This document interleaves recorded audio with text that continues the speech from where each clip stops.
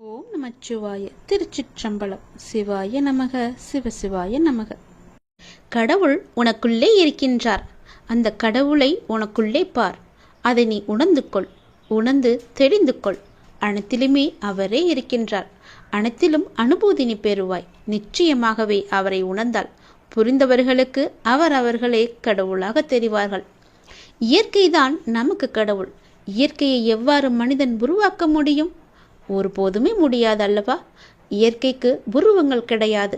இயற்கையின் அருகில் உங்களை அழைத்து செல்வதற்காகவே கடவுள் தன்மையை உணர்ந்த பெரியோர்களால் உருவாக்கப்பட்ட ஒன்றுதான் உருவ வழிபாடு.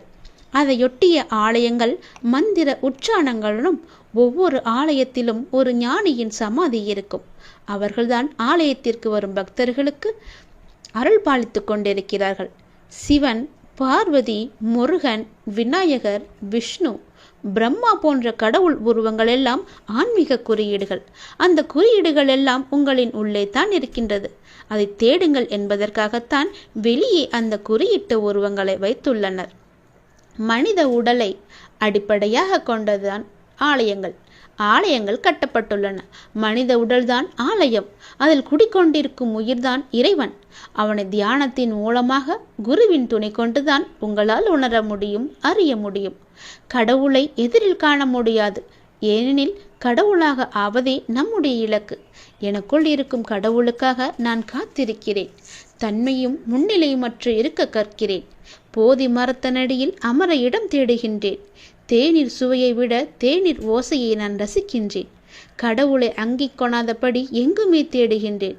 என்னுள்ளும் தேடுகின்றேன். பின் கடவுளாகவே நான் மாறினேன் என்பதை விட நானே கடவுள் என்பதை நான் ஏன் மறந்தேன்? அன்பும் சிவமும் இரண்டென்பார் அறிவிலார். அன்பே சிவமாவது ஆறும் அறிகிலார். அன்பே சிவமாவது ஆறும் அறிந்த பின் அன்பே சிவமாய் அமர்ந்திருந்தாரே. உங்கள் உடலில் எங்கு அன்பு உருவாகிறதோ அல்லது எங்கு நிலை கொள்கிறதோ அதுவே சிவம், அதுவே கடவுள். மனிதன் வேறு, இறைவன் வேறு என்ற எண்ணத்தை மாற்றி நீயே கடவுள் என்று உணர்ந்து கொள். உனக்குள்ளே எல்லா விதமான அபரிமிதமான சக்தியையும் அவர் உனக்கு தருவார். நீதான் கடவுள் என்று அன்பு கொண்டு வாழ்ந்து பார். உன்னை தேடி எல்லாமே தானாகவே வரும். நீ எது கடவுள் என்று நினைக்கிறாயோ அவரும் உனக்குள்ளேயே வந்து இருப்பார். நிச்சயம் உனக்கு நல்லது மட்டுமே நடக்கும். உன்னிடம் ஒன்று சொல்லியே ஆக வேண்டும். உங்களை பற்றி அவதூறாகவோ மிக மட்டமாகவோ யார் பேசினாலும் அதை நீ காதில் வாங்கிக் கொள்ளாதே. அதை கண்டு கொள்ளாமல் அப்படியே விட்டுவிடு. ஒருவரிடம் நாம் ஒன்று எதிர்பார்த்து அது கிடைக்கவில்லை என்றால் அவர் மீது நமக்கு கோபம்தான் வரும். நமக்கு வருவது இயற்கைதானே. எனவே யாரிடமும் எதையுமே நீ எதிர்பார்க்காதே. தனக்கு பிடிக்காத மனிதர்களை பற்றி நினைத்து கூட பார்க்கக்கூடாது. ஒரு நொடி கூட, ஒரு துளி அளவு கூட அந்த ஞாபகம் உன் மனதில் இருக்கக்கூடாது. அதனால் நமக்கு ஆத்திரமும் கோபமும் அடிக்கடி ஏற்படுவதை நாமே நமக்கு தவிர்த்து விடலாம். தன்னம்பிக்கை உள்ளவர்களை ஒருபோதும் அவதூறுகளாகவும் ஏச்சு பேச்சுகளும் பாதிப்பது கிடையாது. பிடிக்காத நபர்கள் செயல்களை பற்றி எண்ணம் வரும்போது அந்த எண்ணங்களுக்கு பெரிய பூட்டு போட்டு விடுங்கள். எந்த செயலையும் ஆரம்பிக்க, செயற்படுத்த உங்களது மனம் தயங்கிக் கொண்டிருக்கின்றது. நீங்கள் செய்ய விரும்பும் காரியங்களை செய்வதிலிருந்து நீங்கள் அடிக்கடி உங்களை தடுத்துக் கொள்கிறீர்கள், பயப்படுகிறீர்கள். வாழ்க்கையை எப்போதும் ஒரு நிலையான போராட்டமாக எண்ணுங்கள். இந்த உலகம் ஒரு ஆபத்தான இடம் என்றால் வாழ முடியாதல்லவா? அப்படி நீங்கள் நினைக்கிறீர்கள். உங்களை விட ஏனைய அனைவரும் மகிழ்ச்சியாக இருக்கிறார்கள் என்று நீங்கள் நம்புகிறீர்கள்.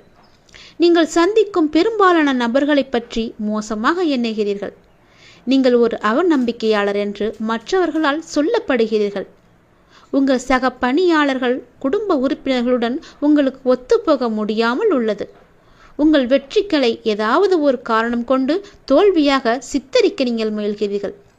நீங்கள் எப்போதும் மற்றவர்களிடமிருந்து தனித்திருக்க விரும்புகிறீர்கள்.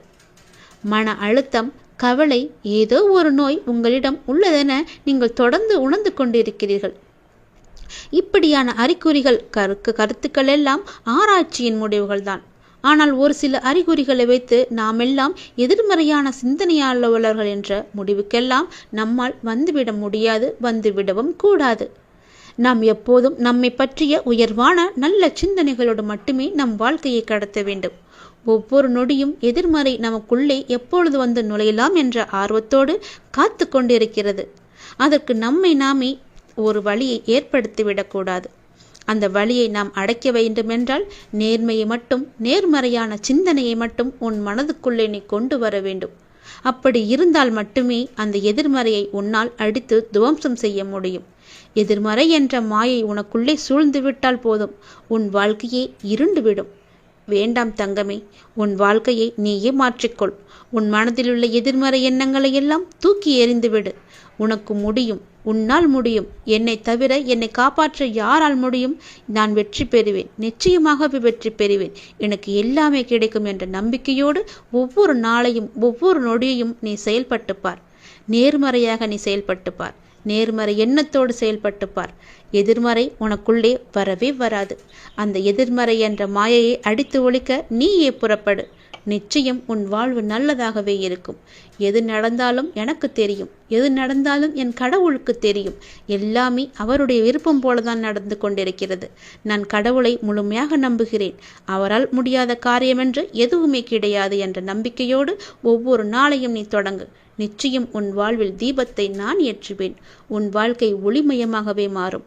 நம் வாழ்க்கை இப்படியே தடுமாறிக்கொண்டே போய்விடுமோ என்ற எதிர்மறை உனக்குள்ளே தோன்றிவிட்டால் போதும். உன் எதிர்மறை உனக்குள்ளே வந்து நேர்மறை உன்னை விட்டு வெளியே போய்விடும். அதனால் தான் சொல்கிறேன், எதிர்மறையை நீ அடித்து ஒழித்துவிட்டு நேர்மறையை மட்டும் கொண்டு வா. எல்லாம் சிவமயம், எங்குமே சிவமயம் மட்டுமே. வாழ்க்கை பயணம் என்பது எப்படி இருக்க வேண்டும்? வாழ்க்கையின் பயணம் மிகவுமே அழகானது. அந்த பயணத்தில் நாம் காலார நடந்து செல்கின்றோம். நம்முடைய விதிப்பயன் காரணமாக கற்களும் முட்களும் காலை பதம் பார்க்கலாம். புண்ணிய பலன்கள் என்னும் பஞ்சு பந்தை போன்ற பசுமையான புட்கள் நிறைந்த நடைபாதைகளையும் நாம் காணலாம். அனைத்தையும் சிரித்து கொண்டு நாம் கடந்து விட வேண்டும். நம்முடைய கஷ்டங்களையும் இன்பமாய் ஏற்றுக்கொள்ள பழகிவிட வேண்டும். துன்பம் தருவோரையும் சிரித்து கொண்டே தாண்டி செல்ல பழகிவிட வேண்டும். அப்போதுதான் வாழ்க்கையில் வெற்றி காண முடியும். தெய்வங்கள் மனித அவதாரமாய் தோன்றி நாம் வாழ்வதற்கு பல உதாரணங்கள், எடுத்துக்காட்டுகள் என எல்லாவற்றையுமே நமக்கு சொல்லிக் கொடுக்கும். சொல்லிக் கொடுத்து இருப்பதையும் நாம் அறிந்திருக்கிறோம். தெய்வத்தின் சோதனை என்னும் அனுபவத்தில் கிடைக்கும் அமிர்தத்தை நாம் பெற்று தள்ளாத வயதிலும் தளராத மனம் பெற்று தெய்வத்தின் பாதத்தை விடாமல் நாம் பற்றும் திடம் பெற்று மறுபிறவி வேண்டேன் என்னும் மரம் பெற்று இனிதான மனித பிறவு நிறைவு செய்வோம். திக்குக்கட்டு என்று ஒன்று இருக்கிறது. திருநீரை கையில் எடுத்துக்கொள்ள வேண்டும். புவியை தொட்டு வணங்கி என்று திருநீரை சிரசை தொட்டு முன்புறம் போடவும். வங்கென்று சிரசை தொட்டு பின்புறம் போடவும். சிங்கென்று சிரசை தொட்டு வலம்புறம் போடவும். என்று சிரசை தொட்டு இடம்புறம் போடவும். குங்குமம் மலரையும் கூட இதற்கு நீங்கள் பயன்படுத்தலாம். பிறகு கீழ்கண்ட நான் சொல்லுகின்ற இந்த மந்திரத்தை சொல்ல வேண்டும். அரி ஓம் தெற்கே நோக்கினேனே தெற்கே, சண்முகமூர்த்தியாக கொண்டேனே. அரி ஓம் வடக்கே நோக்கினேனே வடக்கே, பிரம்மாவாக கொண்டேனே. அரி ஓம் கிழக்கே நோக்கினேனே கிழக்கே, தேவேந்திரனாக கொண்டேனே. அரி ஓம் மேற்கே நோக்கினேனே மேற்கே, நரசிங்கமூர்த்தியாக கொண்டேனே. அரி ஓம் ஆகாசத்தை நோக்கினேனே, ஆகாசம் திருநீலகண்டனாக கொண்டேனே. அறிவோம் பாதாளத்தை நோக்கினேனே, பாதாளம் கால பைரவனாக கொண்டேனே. அறிவோம் பூமியை நோக்கினேனே, பூமி பூடமாக கொண்டேனே. பொறுப்பு இருப்பாக கொண்டேனே, சிவன் சிவமாக கொண்டேன். உன்னுடைய வாழ்க்கையில் நீ நல்லதை மட்டுமே அறுவடை செய்ய போகிறாய். நன்மைகளை அறுவடை செய்ய சரியான நேரத்தில் சரியானதை செய்யுங்கள். வாழ்க்கை என்பது ஒரு அழகிய பயணம். நல்லதாக இருக்கட்டும், கெட்டதாக இருக்கட்டும், அது நகர்ந்து கொண்டே இருக்கும். நீங்களும் நகர்ந்து கொண்டே இருங்கள். இன்பம் வந்தால் ரசித்து கொண்டே செல்லுங்கள். துன்பம் வந்தால் சகித்து கொண்டே செல்லுங்கள். எங்கேயும் நீங்கள் தேங்கி விடாதீர்கள். தேங்கினால் துயரம், வாடினால் வருத்தம். நிற்காமல் ஓடுவதே நமக்கு பொருத்தமாக இருக்கும். ஓடுங்கள். நதியாக வளைந்து நெளிந்து உங்கள் இலக்கை அடையும் வரை ஓடிக்கொண்டே இருங்கள்.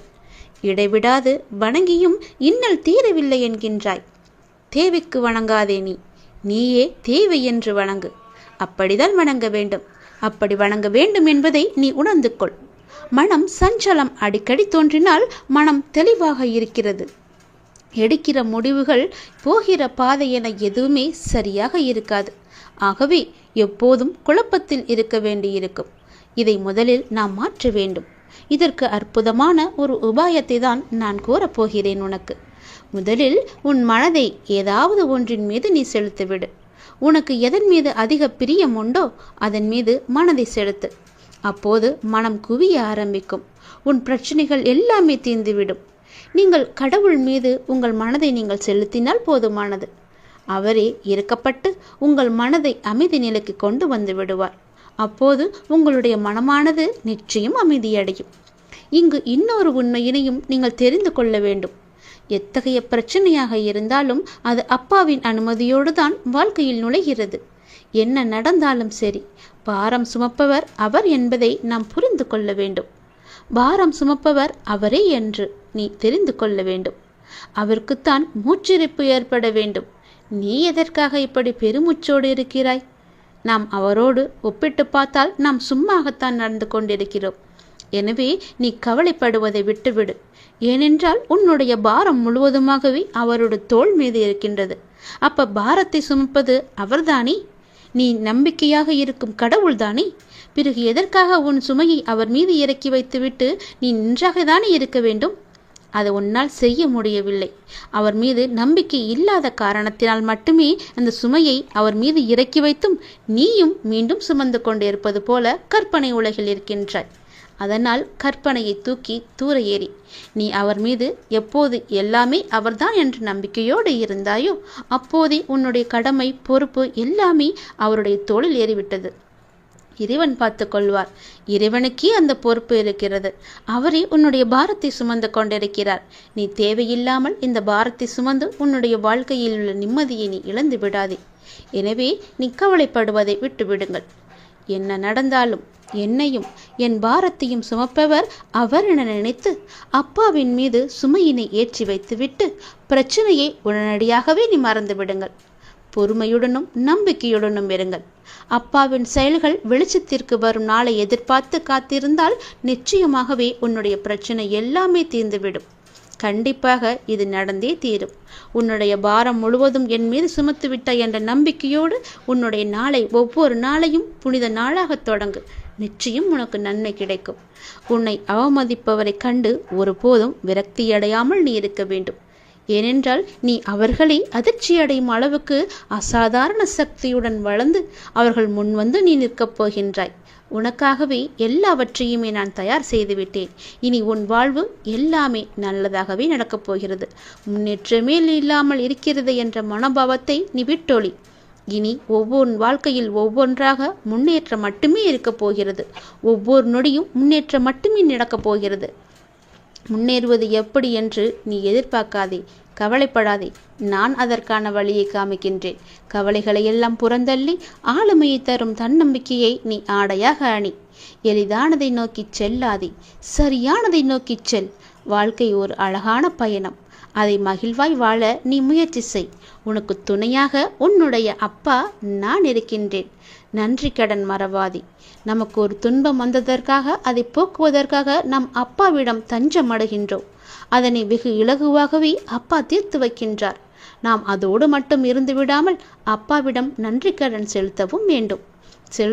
செல்லவும் வேண்டும். இதற்காக அப்பா எதையுமே நம்மிடம் எதிர்பார்க்க மாட்டார். ஒரு முறை அவரை சென்று நீ தரிசனம் செய்துவிட்டு வா, நல்லதே நடக்கும். நீ இப்போது உன் மனதில் ஏகப்பட்ட குழப்பங்களுடன் பதற்றத்துடனும் இருக்கின்றாய். வீணான கவலைகளை உன் மனதில் வைத்து கொண்டிருக்கிறாய். உன் மனமானது, உன் இதயமானது துடித்துடிப்புடன் காணப்படுகிறது. ஏன்? எதற்காக? வீணாக எதற்காக இந்த கவலை? ஏன் இந்த குழப்பம்? எதற்காக இந்த பதற்றம்? ஏன் இந்த துடித்துடிப்பு? நீ முதலில் அனைத்தையுமே விட்டுவிடு.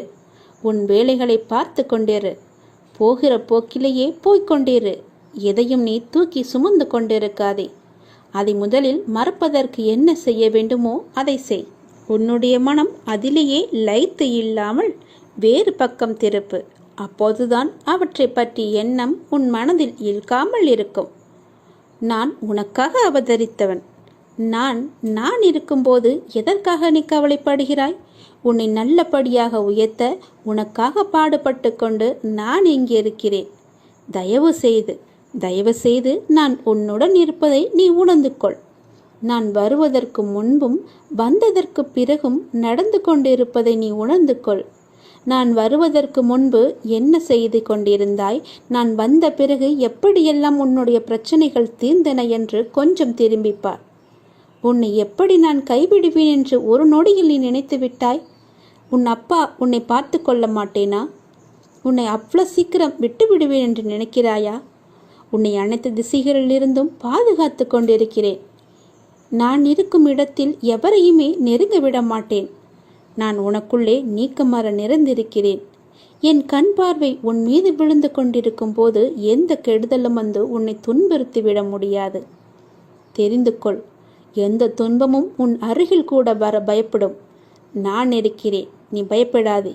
உனக்கு வரும் பிரச்சனைகள் எல்லாமே சிறு சிறு வகைதான். பயப்படாதே. பெரிதாக ஒன்றையும் நான் கொடுக்க மாட்டேன். கொஞ்சமாவது உனக்கு பக்குவம் வேண்டும் என்பதற்காகத்தான் இதையெல்லாம் கொடுத்தேன். சின்ன பிரச்சனையை பெரிதாக பார்க்காதே. மனதில் போட்டு குழப்பத்தை ஏற்படுத்தாதே. உன்னை நீயே பதற்றப்பட வைக்காதே. வீணான கவலைப்பட்டு உன் உடம்பை நீ வீணடிக்காதே. உன் இதயம் சீராக துடிக்க வேண்டும். அப்பொழுதுதான் நீயும் நன்றாக இருப்பாய். எப்படி என் வேண்டுகோள்கள் அனைத்தையும் இப்படி நிறைவேறியது என விரைவிலேயே நீ ஆச்சரியப்பட போடுகிறாய். கவலைப்படாதே குழந்தையே. என் கண்ணிலிருந்து வரும் அருள் கதிரால் நீ பாதுகாக்கப்படுகிறாய். அதனால் நீ கவலையை விடு. என்னுடைய கண்ணின் ஒளி உன் மீது இருக்கிறது. என் பார்வை முழுவதுமாகவே உன் மீது மட்டும்தான் இருக்கிறது. என்னை மீறி எதுவுமே உனக்கு நடக்காது. பயப்படாமல் தைரியமாக இரு. சந்தோஷமாகவே வைத்துக்கொள். இது கிருஷ்ணரின் கதை. அர்ஜுனா, என்னை சரணடை, கலங்காதே, கடமையினை மட்டும் செய் என்ற ஸ்ரீ கிருஷ்ணனின் கீதை இது. ஹரி ஓம் சம்போ சிவசம்போ மகாதேவ். அமைதியை தேடுங்கள், அன்பே சிவம் என்று சொல்லுங்கள். கண்ணா பரந்தாமா, நான் மிகவும் குழம்பியிருக்கின்றேன். சோர்வடைந்தும் விட்டேன். எல்லாம் வீணான முயற்சி என்பது போலாகிவிட்டது எனக்கு. என்னால் இனி ஒரு அடி கூட எடுத்து வைக்க முடியாது. அவர்களை ஆண்டு கொள்ளட்டும். நான் இனி களத்தில் இருக்க விரும்பவில்லை என்று சொன்னார். அர்ஜுனா, சூதாட்டத்தில் காய்களை அவர்கள் பக்கம் விழுமாறு செய்தவன் யார்? நீயா இல்லை நானா? இந்த யுத்தத்தை நடத்த திட்டமிட்டவன் யார்? நான். நடந்த காட்சிகள், நடக்க வேண்டிய காட்சிகளை நான் அறிந்திருக்கிறேன். உன்னால் அதை அறியவும் முடியாது. அறிந்து கொள்ளவும் அறிவும் உனக்கு கொடுக்கப்படவில்லை. எல்லாம் அறிந்தவன் நான். இங்கு எல்லாவற்றுக்கும் ஒரு காரணம் உண்டு. அதை நீ அறிய மாட்டாய். ஆனால் நான் அறிவேன். என்னால் அறிய முடியும். விதைப்பது உன் கடமை. விதையினை, நிலத்தை, நீரை உருவாக்கும் சக்தி உனக்கு கொடுக்கப்பட்டதா? இல்லை. அது எல்லாமே என்னுடைய பொறுப்பு. விதைப்பதை விதைத்து விட்டு போ. விளைச்சலுக்கு நானே பொறுப்பு. உன் கடமையினை நீ செய். விளைவுகளுக்கு நானே பொறுப்பு. நீ என் வெறும் கருவி, என் கைப்பாவை. நான் சொன்னதை மட்டும் நீ செய். எந்த நேரத்தில் எதை எப்படி எடுத்து முடிக்க வேண்டும் என்பதை அறிந்தவன் நான். இது நான் நடத்தும் காட்சிகள். உனக்கான கடமையினை மட்டும் நீ செய். அடுத்தவன் கர்மாவோ கடமையோ பற்றியோ சிந்திக்கும் அவசியம் உனக்கு இல்லை. அதனால் உனக்கு குழப்பமே மிஞ்சும். அவன் அந்த காரியத்தை அவன் செய்யட்டும். நீ வந்த காரியத்தை மட்டும் நீ செய்துவிடு. எல்லோரையும் இயக்கும் நான் என் காரியத்தை நன்றாகவே செய்து கொண்டிருக்கிறேன். இங்கு எல்லாம் மாயை. மாயையின் உச்சம் காட்டும் மயக்கத்தில் மயங்கி கிடக்கின்றாய் நீ. என்னை உற்றுப்பார்.